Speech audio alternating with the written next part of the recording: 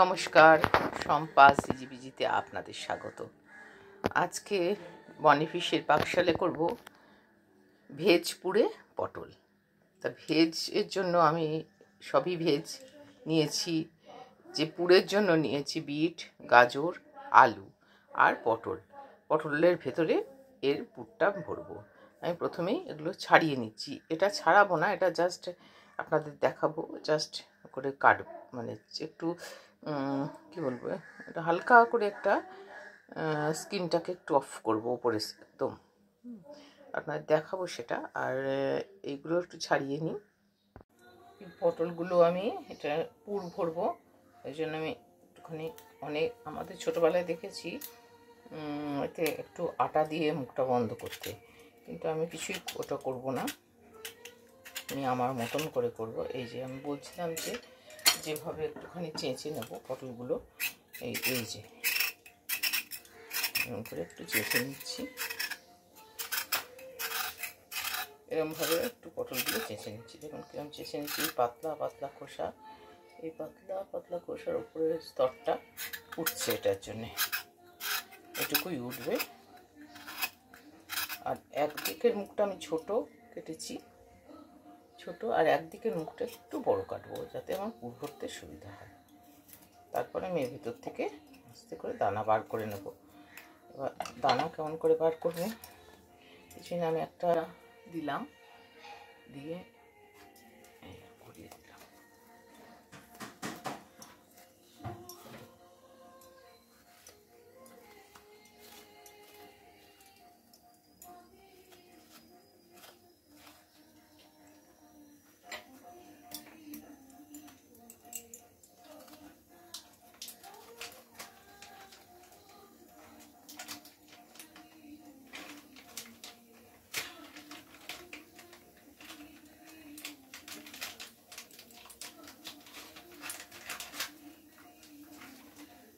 এটা রেডি হয়ে গেছে।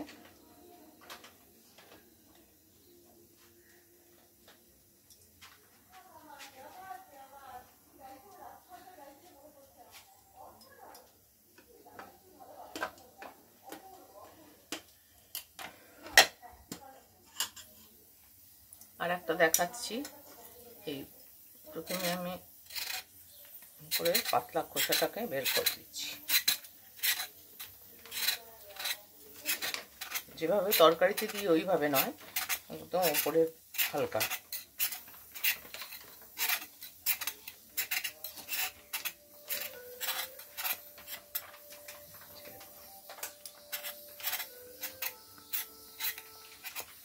এবারে এই দিকের মুখটা ছোট কাটবো, এদিকের মুখটা ছোট কাটবো, আর এদিকের মুখটা একটু বড় করে কাটবো।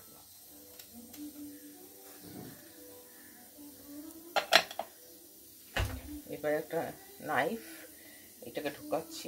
যেভাবে বের করতে চান, চামচের পিছন দিয়ে হয়, পিলারের মাথাটা দিয়েও হয়, যেভাবে যান। আমার এখন হাতে সেট হয়ে গেছে। আর এই ভেতরের এগুলো কিন্তু ফেলবেন না, এগুলো আলু পেঁয়াজ দিয়ে ভাজি করলে খুব ভালো লাগে খেতে।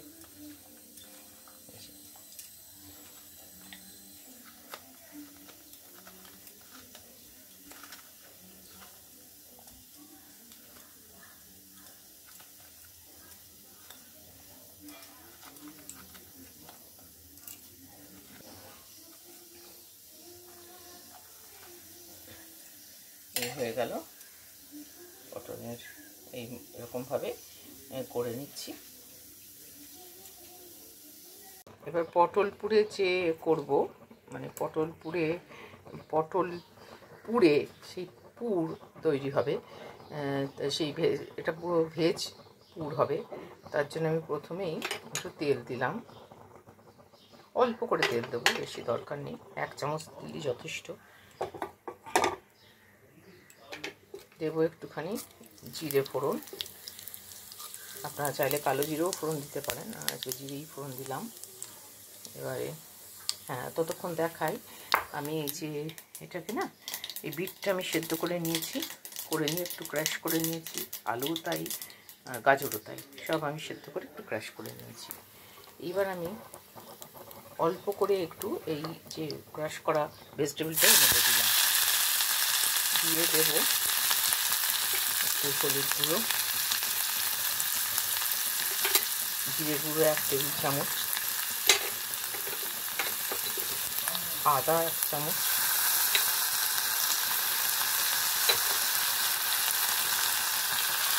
নাড়াচাড়া করবো। নাড়াচাড়া করে আমি সব ভেজিটেবলটাই দিয়ে দেবো।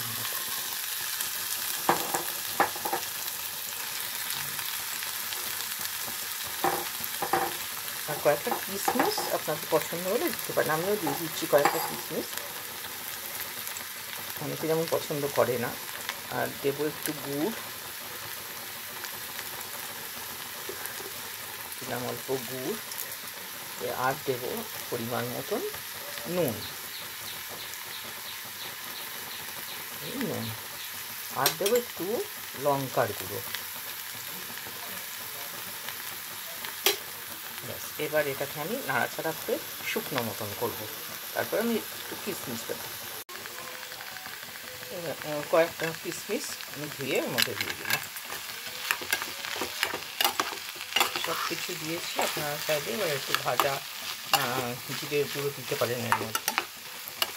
আমার জিরের গুঁড়ো বাড়িতেই তৈরি, একটু রোস্টেড আছেই, আমি একটু হালকা মানে খোলায় ভেজে নিয়ে তবে গুঁড়ো করি, তাই সেই জন্য এটা একটু রোস্টেডের মতোই লাগবে।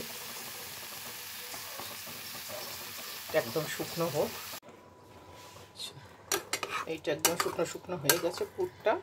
এই আমি এটা এবার বন্ধ করে দিয়েছি ফ্লেমটা, একটু ঠান্ডা হতে দিই, তারপরে পটলে পুরবো। আচ্ছা, আমি কড়াইতে তেল দিচ্ছি, তেল দিয়ে আমি একটু পটলটা ভেজে নেব, বেশি দেবো না কারণ কালো হয়ে যাবে তেলটা, তাই অল্প তেল দিই। একটু নুন,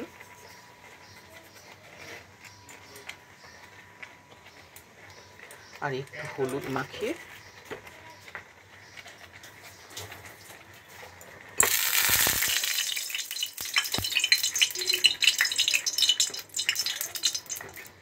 পটলটা ভেজে নিচ্ছি।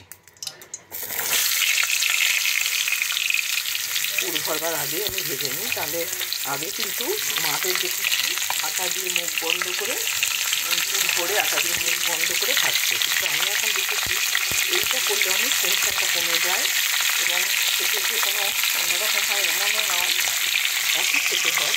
তাই আমি এখন এরকমভাবেই করি, যে কোনো পটলের মধ্যে যাই পুর করি না কেন, পটলের দোলমা হোক, মানে চিংড়ি মাছ দিয়ে হোক আর পনির দিয়ে হোক, সবেতেই আমি এরকমভাবেই রোলটা করে নিয়ে ভেজে নিই। ওই তেলটা, পটলটা ভাজার তেলটার মধ্যেই আমি একটু জিরে দিয়ে দিলাম, একটু কালো হবে ঝালটা করা যাবে। এবার দেবো আমি একটু টমেটো,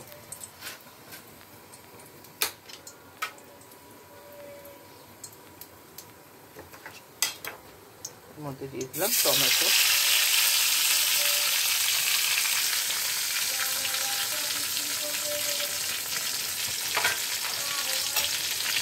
টমেটো দিয়েই আমি দেবো একটু নুন, মোটামুটি আন্দাজ মতন দিচ্ছি।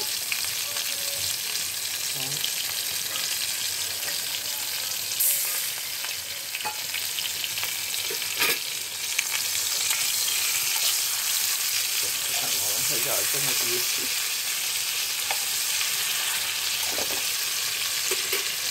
এবার একে একে দেবো হলুদ গুঁড়ো,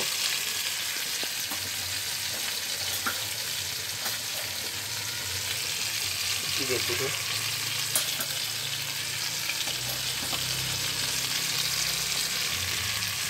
লঙ্কার গুঁড়ো,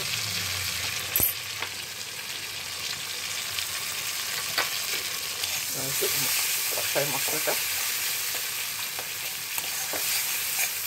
খুব বেশি পুড়ে যাবে না, খুব কষালাম, একটু জল দেবো।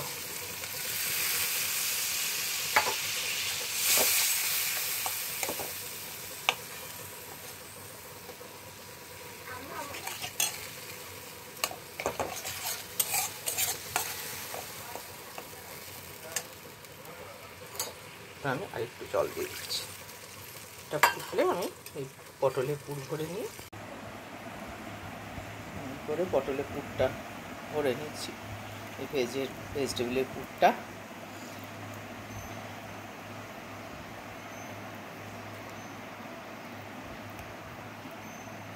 এই কাজে উনি সাহায্য করছেন আমাকে, কারণ আমি যে ভিডিও তুলছি।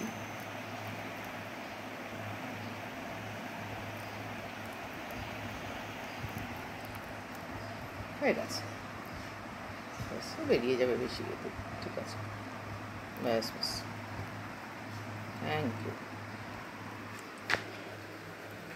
এবার কি করব, পটলটা এবার ফুটেও গেছে এখানে চালটা, বেশিক্ষণ রাখা দরকার নেই, পটলও ভাজা আছে, তো দিয়ে দিলাম পটলগুলো।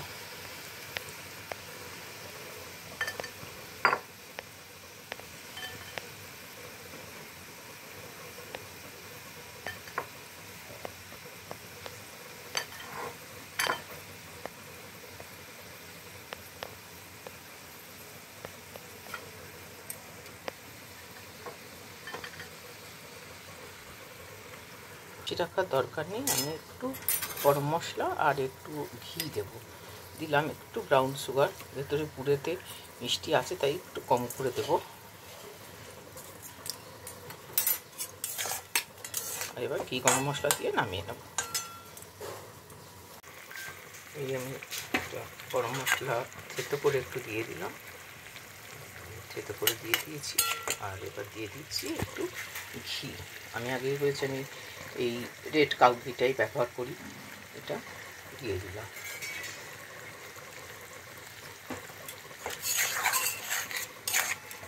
একটু ঢাকা দিয়ে রাখবো, জাস্ট স্ট্যান্ডিং টাইম, তাহলেই হয়ে যাবে।